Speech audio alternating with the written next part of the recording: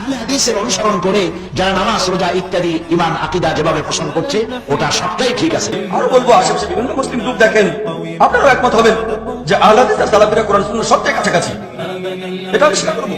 আর আহলে হাদিস ভাইরা ওনাদের সবচেয়ে ভালো দিক হচ্ছে যাচাই বাছাই করে বলেন কথা বলেন। আমি অবশ্যই আহলে হাদিস, আমাদের আব্দুল্লাহ সিদ্দিকী রাহিমাহুল্লাহ বলতেন আহলে হাদিস থেকে আহলে রামায়ণ নাকি?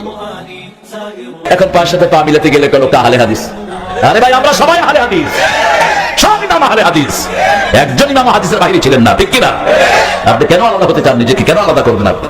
যে আহলে হাদিসের দাওয়াত কোনো সুনির্দিষ্ট মাযহাব নেই, অর্থাৎ কোন মাযহাবকে অনুসরণ করেন।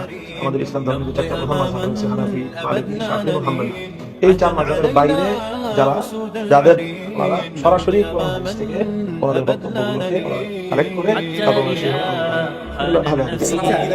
সেই আকীদা, যে আকীদা সালাফে সালেহিন লালন করতেন, ধারণ করতেন, সাহাবায়ে কেরাম, তাবিঈনরা যে আকীদা বিশ্বাস ধারণ করতেন, সেটাই হলো কি সালাফি আকীদা। যে আকীদা কোরআন এবং সুন্নাহর উপর নির্ভরশীল, যে আকীদায় কোনো নিজস্ব যুক্তি বা কোনো দর্শন দিয়ে যে আকীদা প্রমাণিত নয়, যে আকীদা কোরআন এবং সুন্নাহ দ্বারা সরাসরি প্রমাণিত।